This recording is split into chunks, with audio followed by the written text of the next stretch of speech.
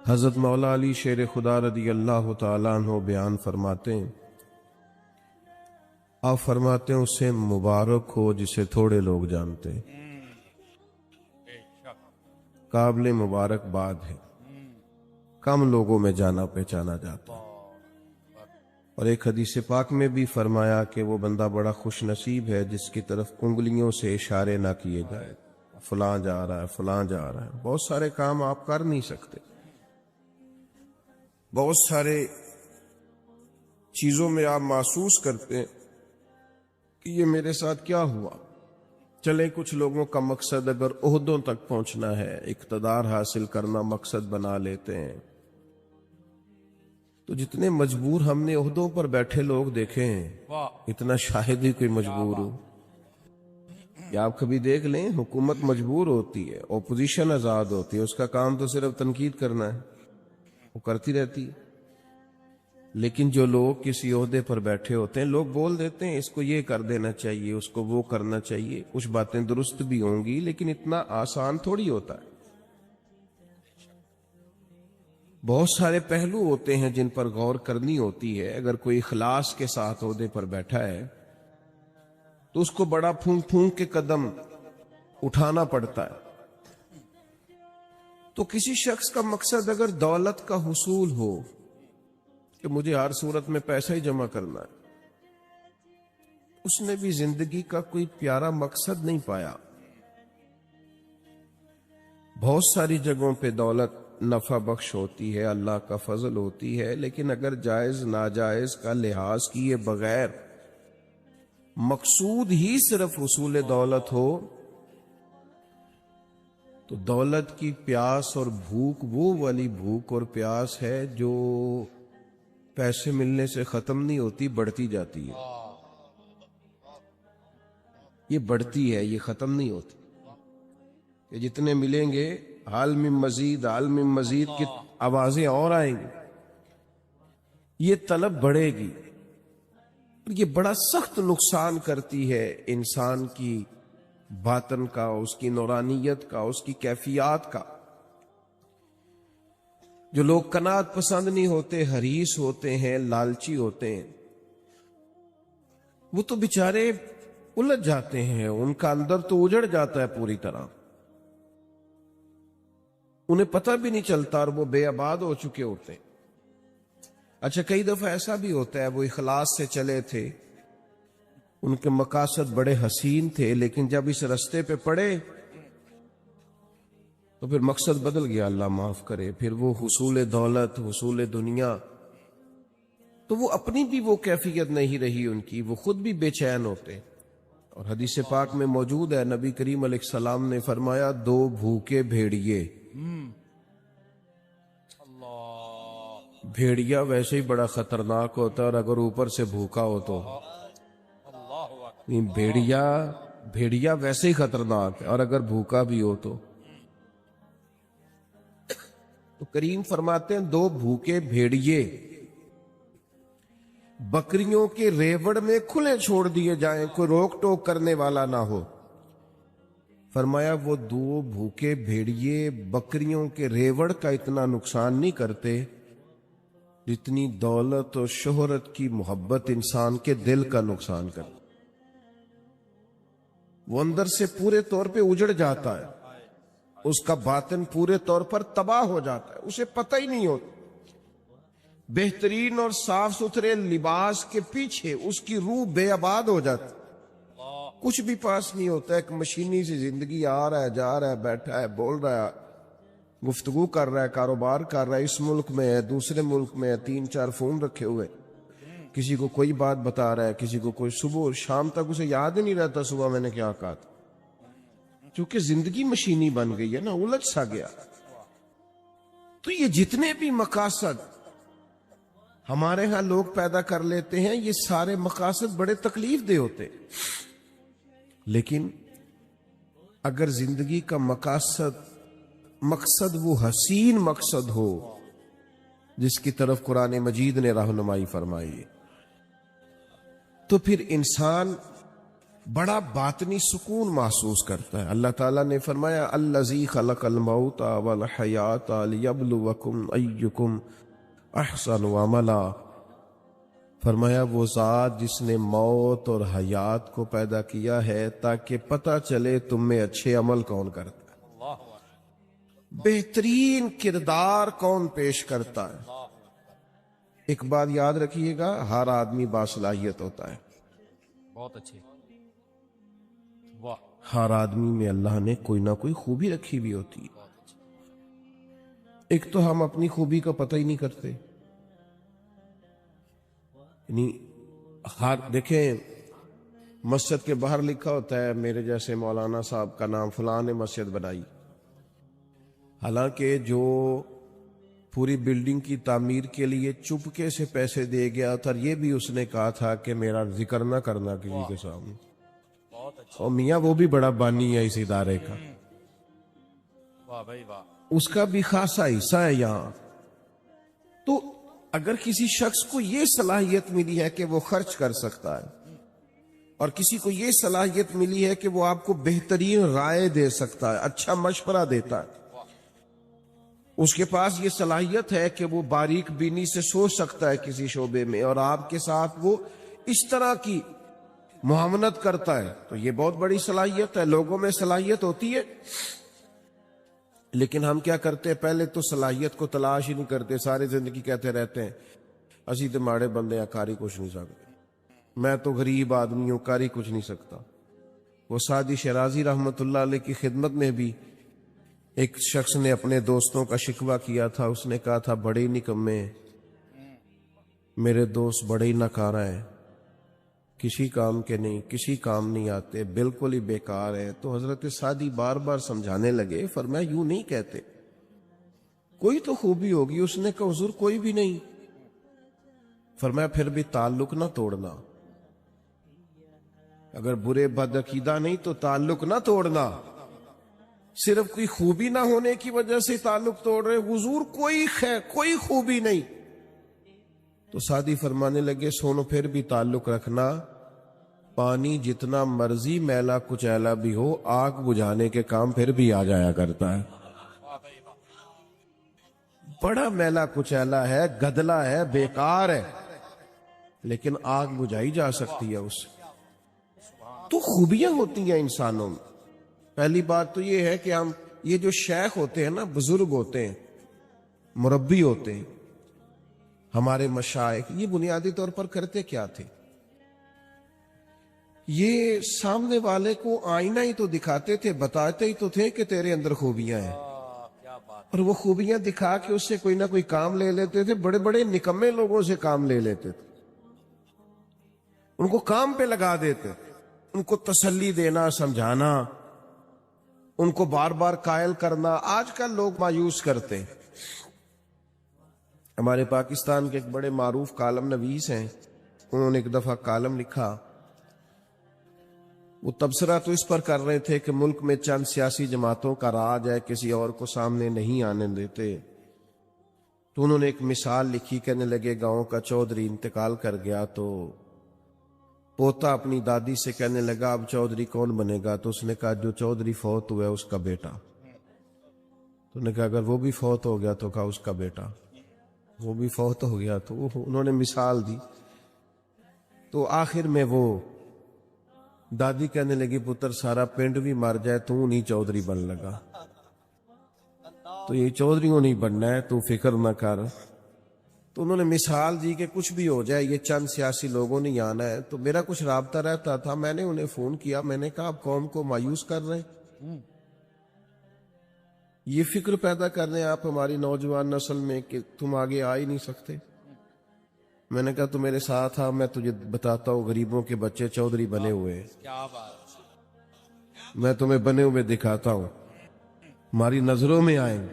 یہ اپنی قوم کی تربیت کر رہے ہو کہ تم کچھ بھی نہیں کر سکتے. بہت اچھا. تم ان کی تربیت کرو کہ اٹھ باندھ کمر کیوں ڈرتا ہے, پھر دیکھ خدا کیا کرتا ہے. ہمت دلاؤ, جد و جہد کا جذبہ پیدا کرو, ان کے اندر شوق پیدا کرو, یہ محنت کریں, آگے بڑھیں, مدد کرنے والا اللہ ہے. علاقے میں جو چودھری کہلاتے تھے ان کا بچہ پڑھا نہیں ہے، وہ اسی کمپنی کے دروازے پر گن مین ہے، اور اسی علاقے کا جو غریب کہلاتا تھا اس کا بچہ پڑھ کے اسی کمپنی کے اندر مینیجر لگا ہوا ہے۔ تو آؤ ہم دکھاتے آپ لوگوں کو مایوس، تو ایک تو صلاحیت کو بھانپیں کہ ہم کیا کردار ادا کر سکتے ہیں، وہ والا کردار ادا کریں، ہم کیا ڈیوٹی کر سکتے ہیں وہ والی ڈیوٹی کریں، اور پھر اپنی جو زندگی ہے، جو مقصد ہے، اس کو صحیح جگہ پہ خرچ کریں، غلط جگہ پہ استعمال۔ کچھ لوگوں کو اللہ صلاحیت دیتا ہے نا، باصلاحیت ہوتے ہیں، لیکن وہ اپنی صلاحیت کا استعمال ٹھیک۔ اچھا یہ بتائیں، جس کی آواز سریلی ہوتی ہے اپنی وجہ سے ہے کہ اللہ کی عطا ہے؟ اللہ کی عطا ہے تو جو آنکھیں میں نعت سناندہ 60,000 لینا ہے، پھر واہ بھائی، اس سے پوچھا جائے گا کہ یہ آواز سریلی کرنے کے تو نے دیے کتنے، پہلے یہ بتانا۔ خدا کے بندے، اللہ نے اپنے فضل سے صلاحیت دی ہے اور تو غلط جگہ پہ استعمال کر رہا ہے، نوٹ کمانے لگ گیا، اور پھر یہ کہ تیرے نخرہ ہے کہ وہ سنبھالا نہیں جا رہا الا ماشاءاللہ، اور پھر یہ کہ جس محبوب پاک علیہ الصلوۃ والسلام کی نعت پڑھ کے اللہ نے تجھے عزت دی ہے، ان کی سنت کا لحاظ تک نہیں تو کرتا، شریعت کا پاس تک نہیں ہے تجھے۔ تو سمجھے چیزوں کو، اللہ نے صلاحیت اپنے فضل سے دی ہے۔ بڑے بھائی ہوتے ہیں، 4 5 6 بھائی ہیں، لیکن ان میں سے اللہ تعالیٰ کسی کو صلاحیت دے دیتا، آگے گزر جاتا ہے۔ اب وہ کیا کرتا ہے، وہ جناب جس کو تھوڑے سے پیسے مل جائیں یا معروف ہو جائے یا جانا پہچانا جائے، وہ مشورے دے دے کے مار دیتا ہے۔ وہ ایسے بات کر رہا ہوتا ہے جیسے بڑا پروفیسر ہے، وہ بھائی خدا نے فضل کر دیا، تیرا جی میں رہے، اللہ سے ڈر، اپنی صلاحیت کا غلط استعمال نہ کرے کبھی بھی۔ اگر باصلاحیت ہے تو اس اپنے آپ سے کوئی کام لے لیں، اپنے وجود کو بیکار نہ کریں، کوئی خدمت لیں، اس سے کوئی ڈیوٹی لیں، اپنے آپ کو کسی کام پہ لگا دیں، ورنہ ضائع ہو جائیں گے۔ بڑے لوگ ہیں ایسے باصلاحیت ہیں، لیکن ایسے کاموں میں وقت ضائع کرتے ہیں جو ان کے والا ہے ہی نہیں، بیکار اپنا وقت ضائع کرتے ہیں۔ ہارون رشید بیٹھے تھے تو بہت سارے لوگ بادشاہ کے دربار میں آیا کرتے تھے، تو ایک صاحب آ گئے، وہ کہنے لگے میں آپ کو کوئی کرتب دکھاؤں گا اور پھر آپ سے انعام پاؤں گا۔ یہ آتے ہیں نا کرتب دکھانے والے، میجک شو کرنے والے، پھر وہ کچھ دکھاتے ہیں اور ان کو 10 روپے 20 روپے ایک آدمی دیتا ہے۔ اس نے کہا میں کرتب دکھاؤں گا اور آپ سے انعام لوں گا۔ کہا چلو۔ تو کچی دیواریں ہوتی تھی، اس نے سوئی ایک پھینکی، وہ جا کے دیوار میں لگی۔ سوئی کے پیچھے ایک چھوٹا سا سوراخ ہوتا ہے، پنجاب میں لوگ اس کو نکا کہتے ہیں، جس میں دھاگا ڈالا جاتا ہے۔ عجیب بات یہ کہ آپ کی توجہ ہے میری بات پر، اس کرتب دکھانے والے نے دوسری سوئی پھینکی تو وہ جا کے اس سوراخ میں لگی جس میں دھاگا ڈالا جاتا ہے۔ وہ تیسری پھینکی تو وہ دوسری کے سوراخ میں جا کے، اتنا مضبوط نشانہ۔ کمال، اس نے 12 سوئیاں پھینکی، ایک دوسرے کے نکے میں لگتی، سوراخ میں۔ لوگ آشش کر اٹھے کہ اتنا بڑا اور زبردست نشانے باز۔ اب جب وہ 12 سوئیاں مکمل ہوئی تو ظاہر ہے جو اس زمانے میں طریقہ تھا، لوگ واہ واہ بھی کرنے لگے، کسی نے 10 روپے دیے، کسی نے 100 روپیہ، کسی نے 50 روپے۔ اب اس کی نظر یہ تھی کہ چونکہ میں نے بہت بڑا کمال دکھایا ہے تو بادشاہ مجھے زیادہ پیسے دے گا۔ جب سب تھک گئے دے کے تب اس کی نظر بادشاہ پہ تھی، تو ہارون رشید گردن جھکائے بیٹھے ہیں، دیکھا سناٹا چھا گیا ہے تو سر اٹھایا، کہنے لگے اس کرتب دکھانے والے کو پکڑو اور باہر لے جاؤ، ستون سے باندھ اور اسے 70 کوڑے مارو۔ وہ کہنے لگا بادشاہ میری غلطی، میں نے تو کمال دکھایا ہے اور یہ کمال لوگ آن کر کے دکھایا کرتے ہیں اور آپ سے انعام پاتے ہیں، تو آپ یہ ہے کہ مجھے کوڑے لگوا رہے۔ تو بادشاہ سلامت کہنے لگے کوڑے اس لیے لگوا رہا ہوں کہ اللہ تعالیٰ نے اتنا بہترین نشانہ دیا، تو مداری بن گیا، تیری سزا بنتی ہے۔ اس نے کہا حضور پھر کیا کروں؟ فرمایا میں تجھے فوج میں بھرتی کرتا ہوں، یہ جو نشانے کا اللہ نے کمال دیا ہے یہ کافر پہ لگا تھا کہ دین کے جھنڈے کو اللہ سر بلندی عطا کر، سبحان اللہ، یہ کافر پہ لگا، اپنی صلاحیت کو ضائع کر رہا ہے، بیکار کر رہا ہے۔ بہت اچھا۔ اللہ تعالیٰ نے قرآن مجید کے اندر یہ ارشاد فرمایا ہے کہ النبی اولا بالمؤمنین من انفسہم، فرمایا نبی کریم صلی اللہ تعالی علیہ وسلم مومنوں سے ان کی جانوں سے بھی زیادہ قریب ہے۔ تو اس کو بند کر دیں، یہ اس کی لائٹ بند کر دیں، اللہ آپ کو یہ چھوڑ دیں، سارے آپ چلانے، یہ مائک چل جائے اتنا کافی ہے، باقی سب چھوڑ دیں، بات سنیں۔ میں نے عرض کیا ٹائم بہت کم رہ گیا۔ عزیز دوستو، ہمارا نا کائنات میں سب سے گہرا اور مضبوط رشتہ اللہ رسول کے ساتھ۔ دنیا کے اندر بہت سارے رشتے حساس ہوتے، ان کی حساسیت کا انکار نہیں کیا جا سکتا، پر جتنی حساسیت نبی پاک علیہ السلام کے رشتے میں پائی جاتی ہے نا، یعنی ہماری جانوں سے بھی ہمارے زیادہ مالک مدینے والے محبوب ہیں۔ یاد رکھیے گا کہ جب یہ رشتہ اتنا نازک ہے تو پھر اس تعلق کے لیے امتی کا بھی کام یہ ہے کہ وہ اس نزاکت کو ذرا گہری نظر سے سمجھے۔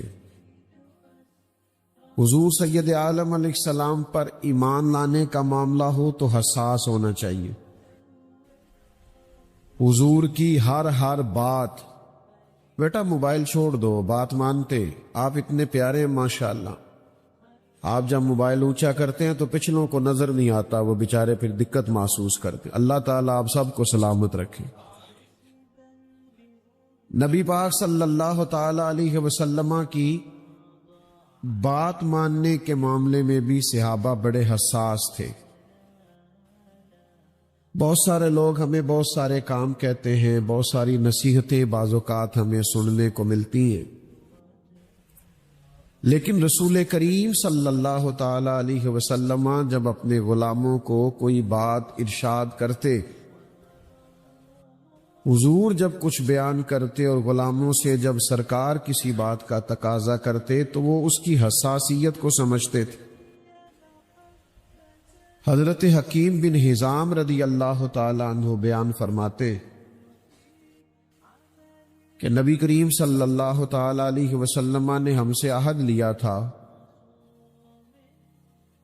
کہ ہم کسی دنیا دار کے آگے ہاتھ نہیں پھیلائیں گے، اپنا رجوع ہمیشہ اللہ رسول کی جانب رکھیں گے، دنیا داروں سے، مالداروں سے، سیٹھوں سے، نوابوں سے ہم کبھی ہاتھ پھیلا کے مانگیں گے نہیں۔ وعدہ ہو گیا،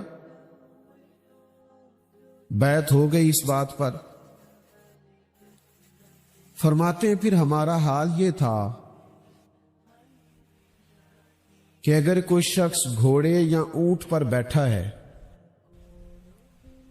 اور اس کے ہاتھ سے درہ گر گیا ہے اور قریب اس کا غلام بھی کھڑا ہے تو اپنے غلام سے نہیں کہا کرتا تھا کہ درہ مجھے پکڑا دو، وہ خود گھوڑے سے نیچے اترتا تھا،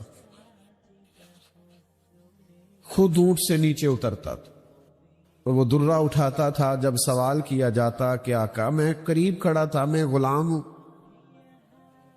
مجھے آپ حکم کر دیتے، ارشاد کر دیتے، میں آپ کا درہ پکڑا دیتا، تو وہ کہتے کیسے تمہیں کہہ دیتے، ہم نے تو اپنے نبی پاک علیہ السلام سے وعدہ فرمایا ہے کبھی کسی دنیا دار سے سوال نہیں کریں گے۔ تو حضور کی بات ماننے کے معاملے میں حساس ہونا، آج کل نا مسلمان ہفتے جمعہ پڑھتے ہیں، ہفتے میں ایک دفعہ جمعہ ہوتا ہے، عید کی نماز ہوتی ہے، مختلف محافل ہوتی ہیں، تو بہت ساری احادیث سنتے ہیں، بہت سارے ارشادات ہمارے کانوں سے آ کر کے ہماری سماعتوں کو معطر کرتے ہیں۔ تو چونکہ بہت ساری باتیں ہم سنتے ہیں، تو وہ خاص حساسیت جو اس معاملے میں ہونی چاہیے کہ بندہ سمجھے بس مجھے حضور کا ارشاد پہنچ گیا، بس مجھے نبی پاک علیہ السلام کی بات آ گئی، بس حضور نے حکم دے دیا۔ یہ حساسیت بڑی ضروری ہے۔